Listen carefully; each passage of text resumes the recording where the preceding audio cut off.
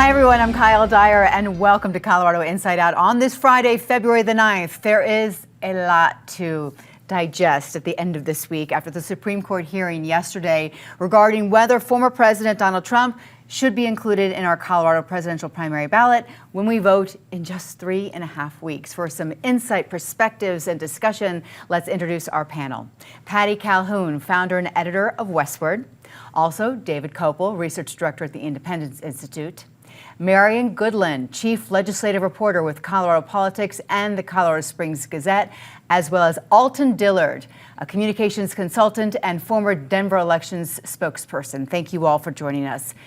The U.S. Supreme Court has heard the arguments now from both sides regarding the Colorado Supreme Court ruling that found that Donald Trump should not be on our primary ballot based on his involvement in the attack on the U.S. Capitol January 6th of 2021. Patty, let's start with you.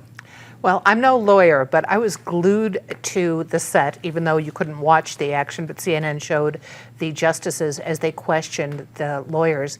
It was so much more fun than, say, when Colorado was last in the big limelight at the Supreme Court for Amendment 2 when we were labeled the hate state.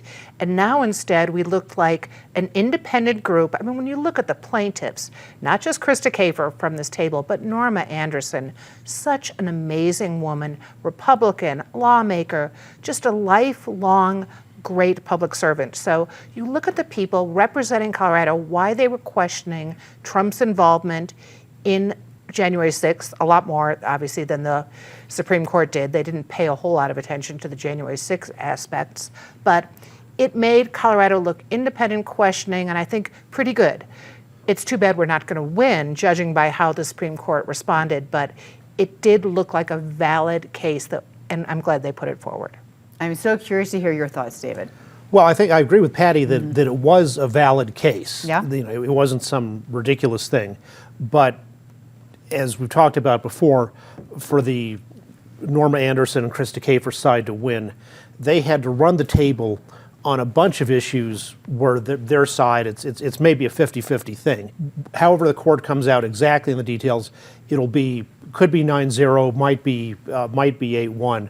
But Justice Brennan used to tell his clerks the most important thing in the Supreme Court is this: you got to get to 5, and they're not going to get past this at best. Too many people think of the Supreme Court as just a political branch, and they denigrate it and say all these awful things. This thing showed the opposite, because the justices who have their different philosophies were very much coming together in finding that this case was unsustainable one way or another. I was absolutely fascinated by the way the justices talk to each other. This is not something that I've paid a whole lot of attention to or watched very often or listened to very often. So that was illuminating.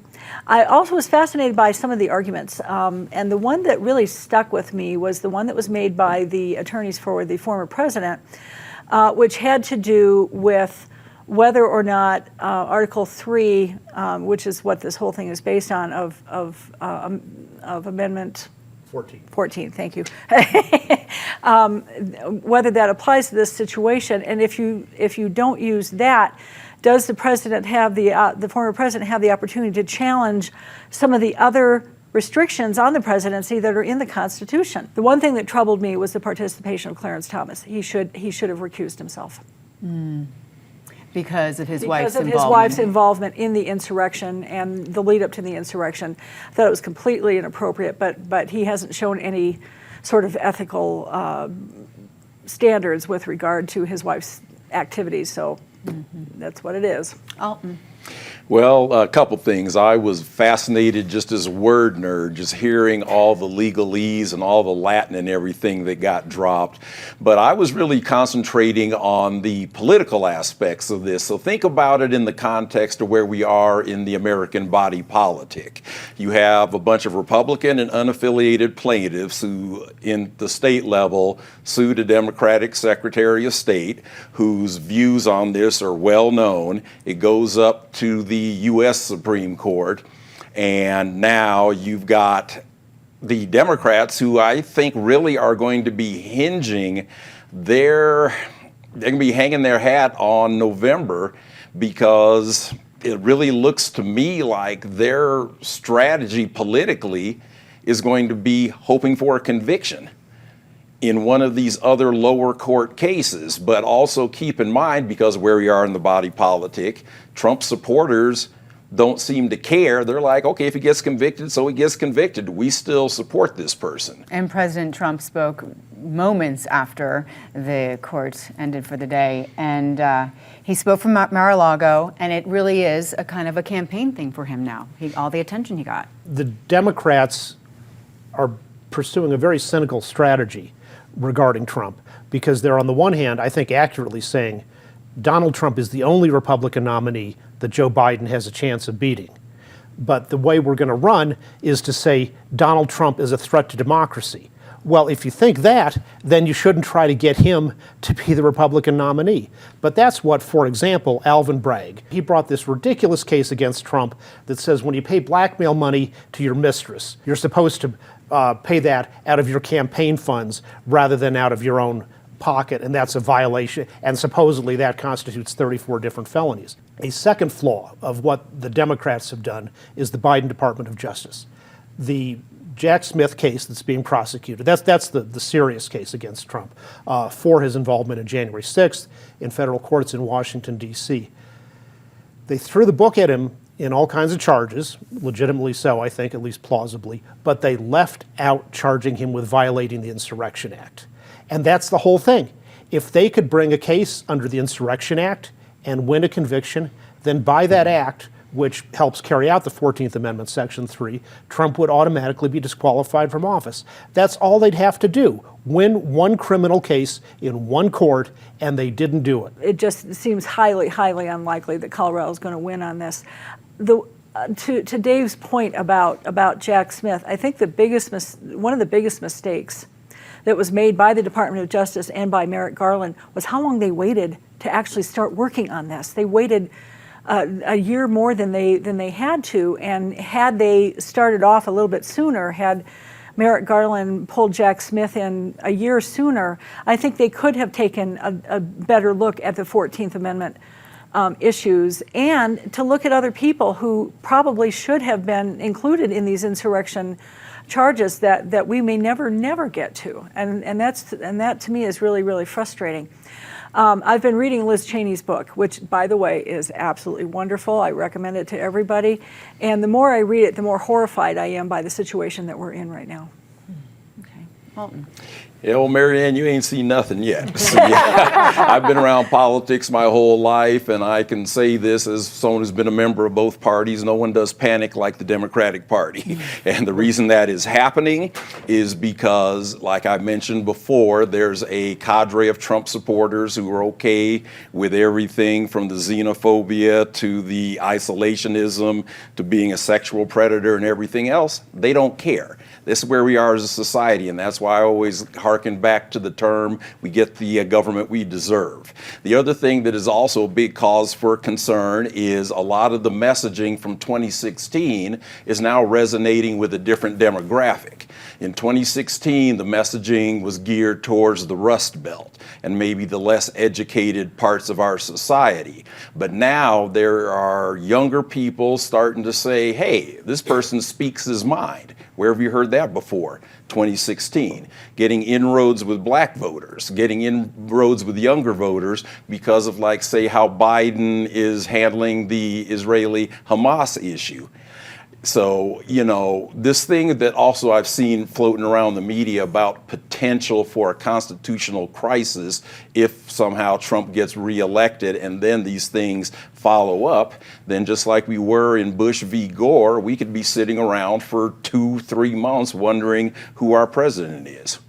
If by any weird happenstance the Supreme Court agreed with the Colorado Supreme Court, then we would have a run-up to the election that would be so grim, with people again talking about rigged elections, everything else. It's not like Colorado's votes would have made that much difference anyway. This is not a Trump state yet, and maybe Alton's a little more discouraged than I am, but I don't think it would be. The votes wouldn't be there. It wouldn't make that much difference. But what is going to make a difference is will we still hear the rigged election? Will we still hear the threats against election workers? We are heading into such an ugly period again, and it's going to be ugly enough before November, and then if it isn't decided, it's going to be even worse. There's an alternate universe, by the way, where Trump, after the vote counting was completed, graciously conceded his loss in November 2020. And if he'd done that, he would be cruising to a landslide win over Joe Biden right now.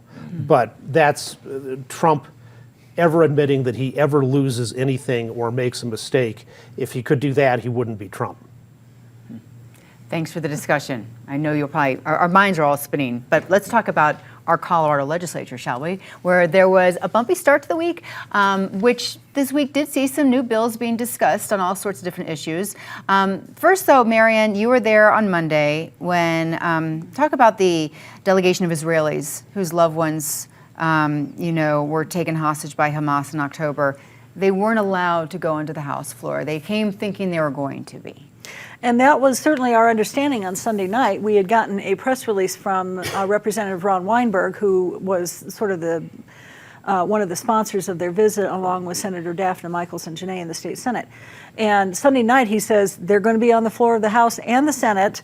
And then about 30 minutes before he got to the Capitol, he gets a phone call from McCluskey, the Speaker of the House, that says, "I'm sorry, but your event isn't going to take place." And so once the event on the House floor was canceled, the Senate did, in fact, hold an event for them. They came in, Weinberg and Daphne Michaelson-Janae both spoke, and then they had a receiving line, which is fairly common in this. And almost the entire House Republican caucus was there, and a handful or so of House Democrats. The Speaker never announced that this was going to happen from the Speaker's podium, and has insisted that this was an informal session and that she's sorry people didn't know about it. Well, they didn't know about it because she didn't tell them. And she has taken a lot of heat from this, and frankly, deservedly so, because this was a bad move by her. And let's just call it what it is. The Speaker, who has trouble corralling her caucus, was worried about that leftist wing causing some kind of commotion. Let's just go ahead and be honest about that. The other thing that I've been watching is this issue with the taxation when it comes to the short-term rentals. Back to Patty's point about Colorado's independence and libertarian streak, I always like to joke that it was New Hampshire who beat us to live free or die as a state motto, because our history of taxes at the state level versus how you drill it down to some municipal level like Denver, where 90% of tax measures seem to pass every year, that's going to be something fascinating. Then also you saw Jesse Paul's reporting a couple of weeks ago on construction defects, which is going to be another, let's give it another whirl, because the first time around we tried to do it in a certain way, and we got over a little bit of a hump there, but then the insurance companies started pushing back, saying we're still not going to insure anybody. And so this plays a big role in our governor's affordable housing ideas. And it's a little bit of a help. I don't know how much is going to help, but I'll be interested to see if this one passes. Right, yeah. Well, and we're about to get the property tax bills, which is going to have thanks, everyone screaming. And we'll see how much the legislature tries to do anything about that. But it is going to be a grim week. I think that comes out next week. The short-term rental issue is fascinating because it doesn't really affect Denver, because in Denver you still aren't supposed to use have a secondary property that you use as an Airbnb. It's supposed to be your primary property. But this one you've got in Steamboat, in some other big ski towns, you have hotels that are turning into short-term Airbnbs, but they're not billed as commercial, the property tax. But we all remember how much more commercial pays in property tax. So Chris Hansen has pulled back on this. He's got amendments coming in, so the people who went to complain, probably most of them won't be affected by this. But you would like people who are trying to evade some of the fair property tax issues in the state have to pay their way, because Lord knows everybody else is going to be paying plenty. To defend Speaker McCluskey in a pragmatic matter, Marian's of course right. She obviously lied her statement is completely implausible, but she has the problem of within her caucus, there is a sub-caucus that's pro-Hamas. And she was worried about what they would say. And so she, in a way, martyred herself for the good of the party, got a lot of bad stories about her this week, but by doing that, she prevented people like Tim Hernandez and Elizabeth Epps from, once the Israelis had arrived, expressing what might well have been their outrage at these settler colonialist, white supremacist, blah, blah, blah, all this nonsense, but stuff that they sincerely believe. And that would have hurt the party more to unleash Hernandez, Epps, et cetera, at the microphone, counterattacking against the Israelis. Okay. Last weekend, Colorado Springs Mayor Yemi Mobolade wrote in the Colorado Springs Gazette, and he said that his city is not a sanctuary city and that Colorado Springs prioritizes the safety, quality of life, and interests of its residents. Meanwhile, in Denver, department heads are being told to cut their budgets, which will affect life in Denver for residents in order to pay for the massive influx of migrants. Alton, let me start with you. Denver is full.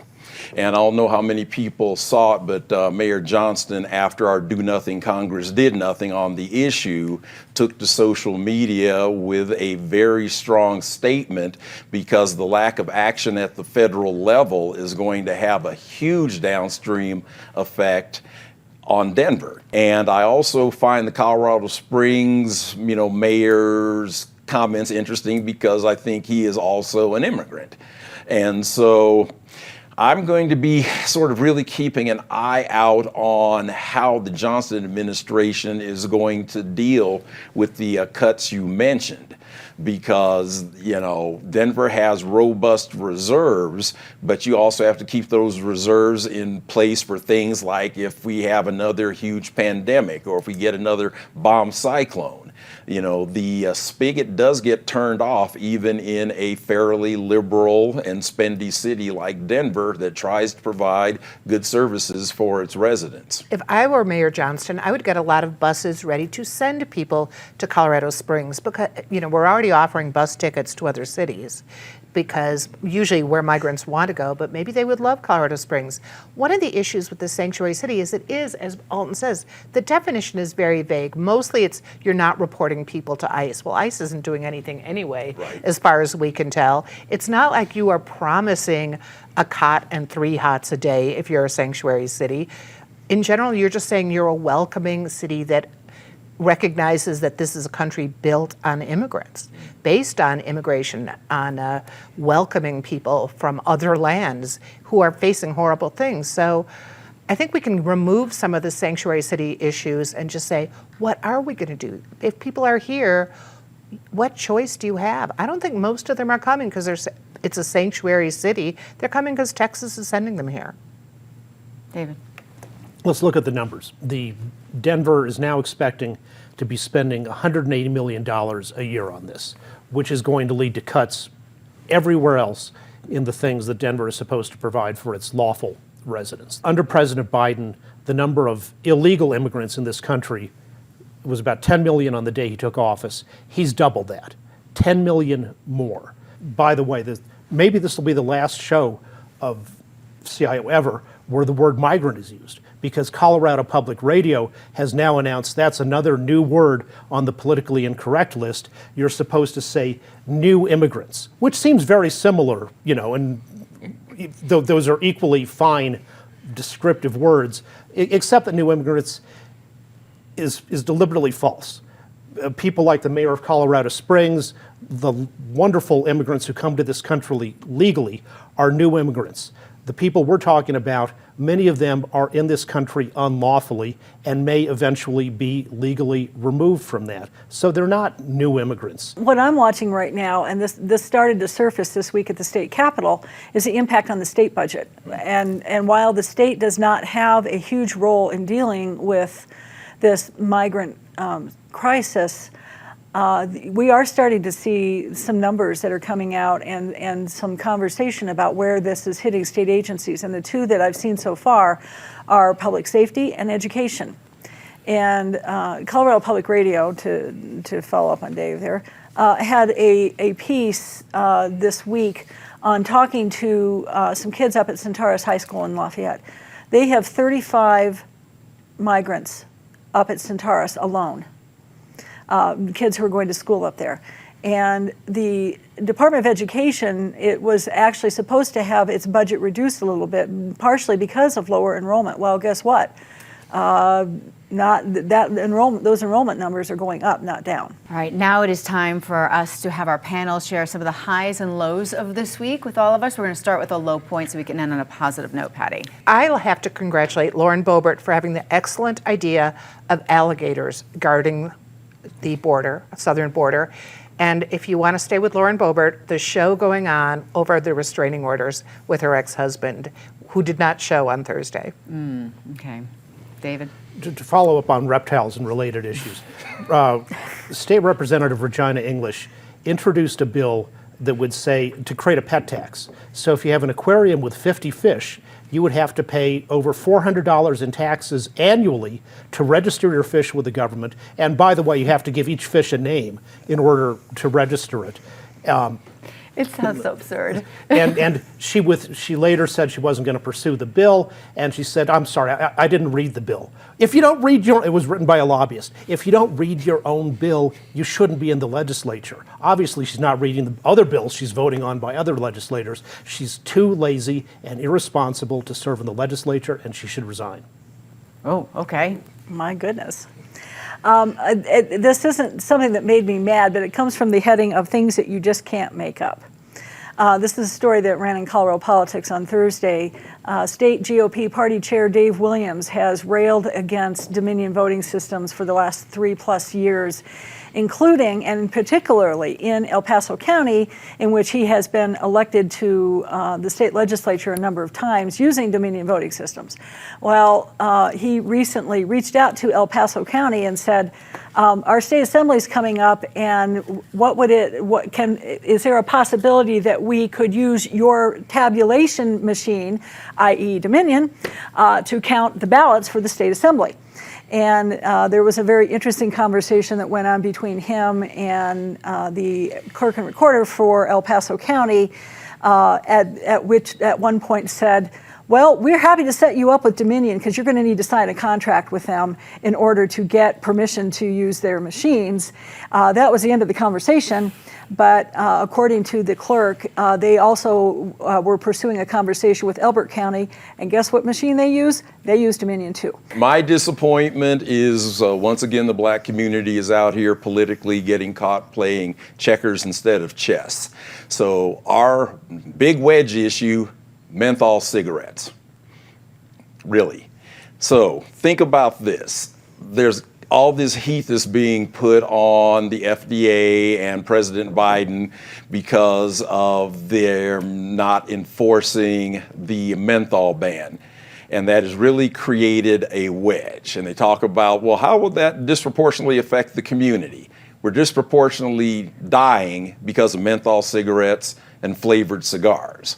I was in Winter Park for the Jazz Festival. That's the time the state demographer comes out because there's 30,000 black people in Winter Park. And one of the store clerks was saying, you can tell the Winter Park Jazz Festival's in town because that's the only time that we sell out of Cools and Swisher Sweets. Wow. Okay. Something positive. I'm going to say something nice about Doug Bruce, because I never have before, but District 5 and Dave Williams deserves him. He should run. He's toying with it. Wouldn't it be great? Wouldn't it be great for us? It would be something. I'd love it. The University of Colorado women's basketball team, a record of 19 wins, 3 losses, currently ranked number 4 nationally. It's awesome. Go Buffs. I wanted to express some condolences to the families and friends of former Senator Keith King, who passed away last Saturday after a long illness. He was an absolute titan on the issue of education policy, and who I've heard from the most are Democrats who loved serving with him and just thought that he was an absolutely amazing lawmaker, and he will truly be missed. And one other thing, I want to say a big thank you to the folks at MD Payne and Dr. Christopher Hooser, who did surgery on me 2 weeks ago on my back. Man, I'm telling you, I'm living my best life right now. And after 2 weeks. Yeah. That is awesome. Yeah. I'm so happy for you. Very good. And Dave, mine's basketball related too. The team that I'm an assistant coach for, the Far Northeast Warriors, off to an 0-20 start. But the kids are still sticking together. They are playing with pride. They're playing hard, and I'm just so proud of each and every one of them, from our 6'4" down to our 5'3" point guard. 5-3. Oh, that's good. And you've had fun coaching them this season. I have a lot of fun. That is so That's good. awesome. Okay, so my positive this week is here, the pocket constitution, right? We learned in an interview this week that former state Republican lawmaker Norma Anderson carries one of these in her purse every day and has for years. Of course, Norma Anderson versus Trump, which we've been talking about in the show. I found this one in my daughter's desk. She studied the Constitution in high school. This is one of those things when you move away to college, she's like, don't throw away my pocket Constitution. And I don't know if you can see the highlights. She worked through this thing. However, as I'm looking through it, I get to the article that we've been talking about. There's no highlights because people probably never thought this was going to be a topic of conversation, right? You can get one of these at any bookstore or online, or you can always print out your own version right now by going to the National Archives website. The Pocket Constitution. I think we've had a lesson this week and maybe hopefully spurred some more curiosity as to what this country is all about. Thank you, panelists. Thank you for watching this week or for listening to our podcast. We will see you next week here on PBS 12.